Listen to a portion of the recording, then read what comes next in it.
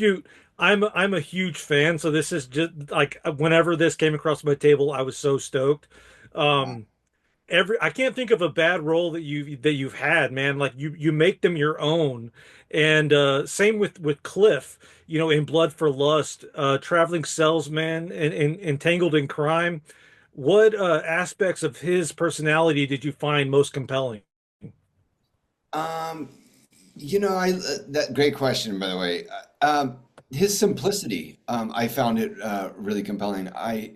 I loved like how like sort of an everyday man that he was.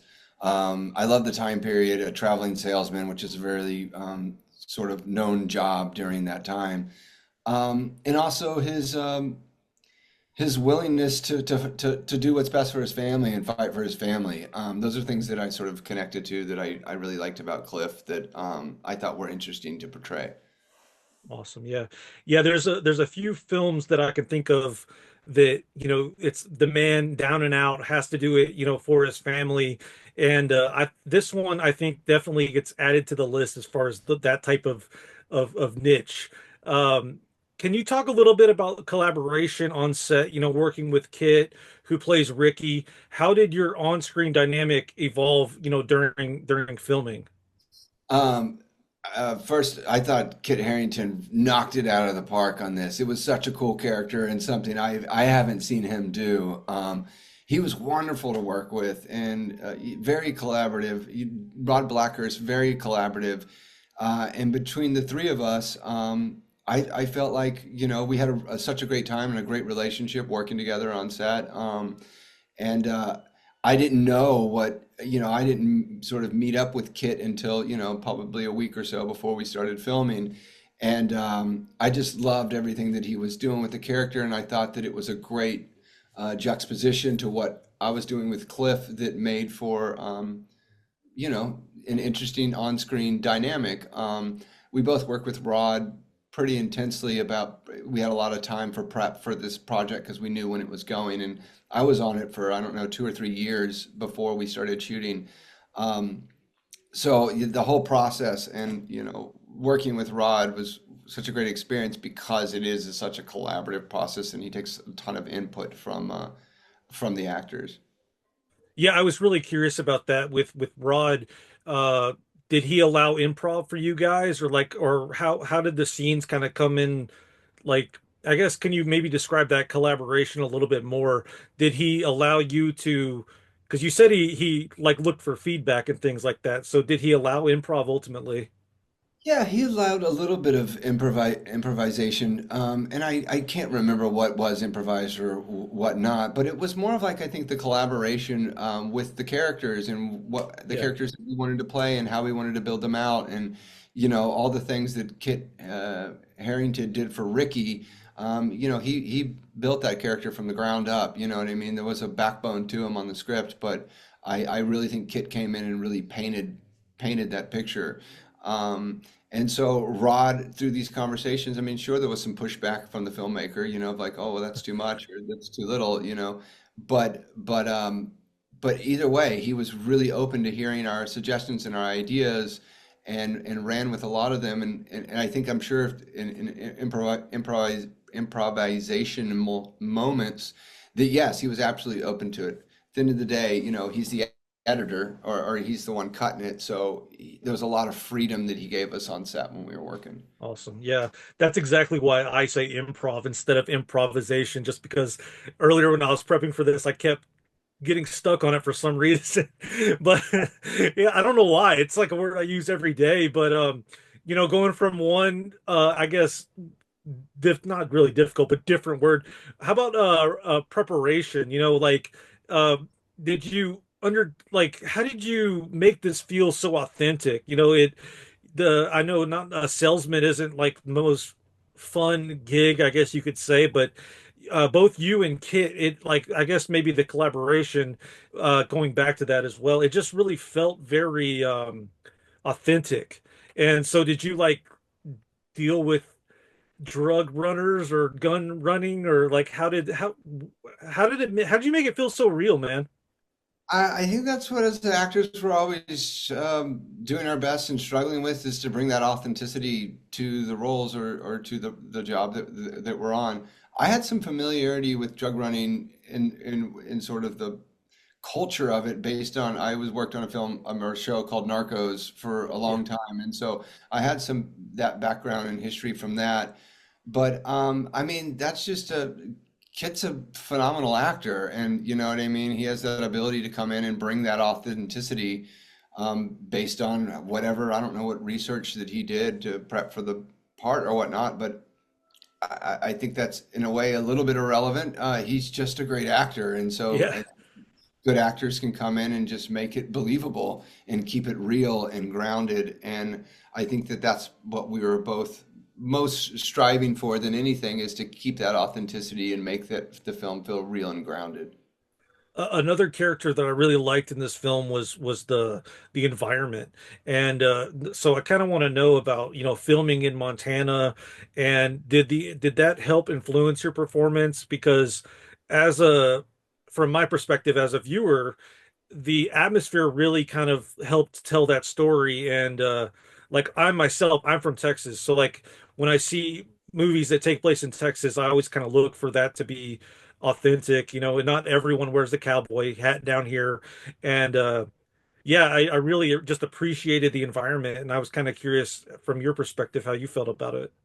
That's a great question. David Mackenzie in Hell or High Water is a Brit. I think he's a Brit or somewhere in Europe, Irish, Scottish, or Brit, I forget. But European. he captured West Texas like as good or if not better than some American filmmakers, you know? So Yeah. that stuff does really pop out to me as well. That landscape really lends itself to a character in the film. You're very correct, or I feel the exact same way. One of the reasons I love shooting on location or in those sort of um, trying locations is that it does give the actor one less thing to think about or to do or to be aware of. The environment and the location sort of does it for you. Your extended sense of belief is halted when you're on a soundstage. You know, it's just there's something about it being in a real house, being in a real car, being out in the snow that really absolutely brings something to the performances, and that is usually where I prefer to be is on a location, and it just makes all of it more real and more less to act and more to grab onto. Awesome. Yeah. Were there any particular scenes that were emotionally or physically demanding? And ultimately, how did you kind of navigate those? I know you're around a solid team, but I mean, this is a pretty daunting film. I mean, as far as your role goes. So I was kind of curious as to how you navigated those. Look, the crew, if anybody's struggling on this thing, it would have been the crew. They were out in the elements all day long. I will say that I do remember Kit saying to me on like day three, he opted for these cowboy boots that were like, you know, like really nice cowboy boots, but they were really thin with really thin leather. And he was like, he goes, I just shouldn't have opted for these cowboy boots. And we were standing in about a foot deep of snow, and I just knew his feet were numb. And I just remember saying to him, like, it couldn't have been colder than the Game of Thrones.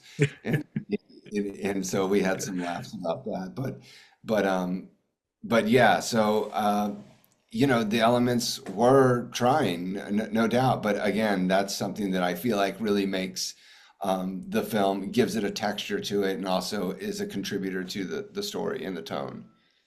Yeah, another thing that I thought kind of added to that tone was the interactions between the other characters too.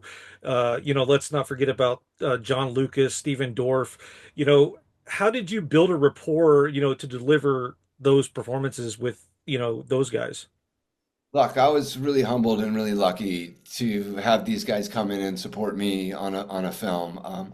I was a background actor with one, not even one line, one word in a movie with Josh Lucas 25 years ago. So, and he's incredibly generous and charismatic individual. And so I was really lucky for him to come and play. And again, he's a professional. Like he can come in and just create a relationship immediately. Same with Stephen Dorff. I'd worked with him on True Detective. Yeah. I Rod was really thought he was really great for the part. I think they spoke, and I did call Steven to say, you know, it would mean a lot to me if you could come out here and do this role for me. And those working with those guys in those days was so much fun. I mean, they're amazing actors. They're so much fun to work with. They bring so much to the table when they work. So I was very grateful to have all of these actors, Ethan Suplee, all Yep. these actors come in and play these parts, and very lucky to have them to be able to come and support someone like me. One of the most underrated seasons of True Detective, if I do say so myself. I've rewatched it multiple times. Fantastic story, and yeah, Steven definitely knocks it out of the park in that one, as well as yourself. Um, I To kind of wrap up here, I want to talk a little bit about, how it premiered. A Blood for Dust premiered at Tribeca, won Best Feature, at the San Diego International Film Festival, and how do you feel about the film's reception thus far, and the recognition it has received? It seems to be like a little bit of an indie darling, and people are taking note. Was that expected ultimately, and how do you feel about it? Um, Great question. I don't know. You can't really control how a film is received, but it doesn't.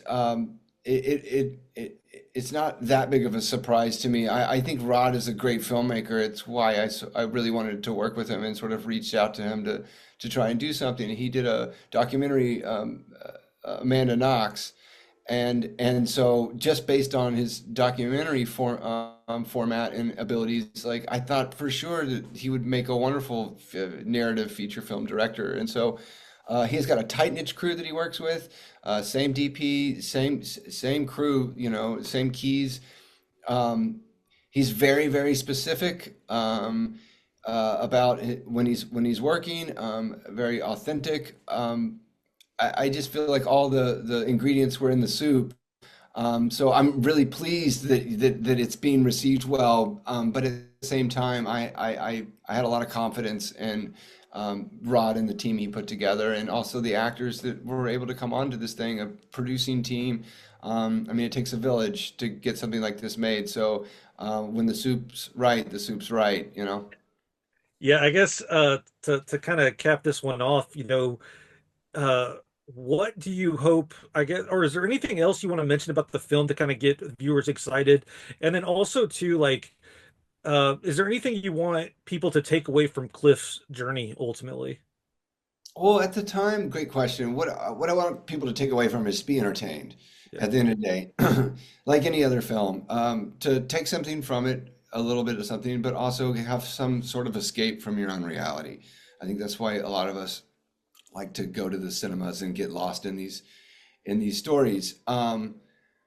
But as far as at the time, and the time is not changed that much with inflation and everything. The average everyday man is struggling and struggling financially and stuff. And this was sort of something I connected to during it, is that struggle that the world and the American economy and the everyday man was going through.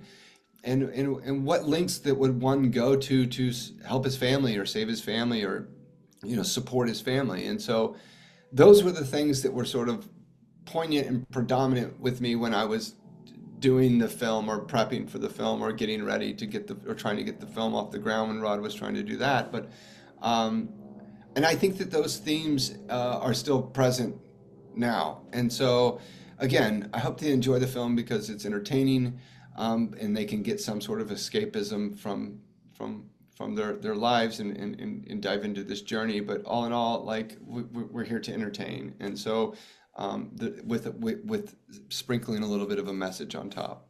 Awesome, man. Yeah, I couldn't have said it better myself. I personally relate to that, so I'm sure, general audiences will continue to as well. Here at CineDump, we let the doers know how they're doing, and Scoot, you are doing just fine. Thank you so much for your time. Huge fan. This has been truly a blessing. Take care, man. Keep making them, and we will keep watching them.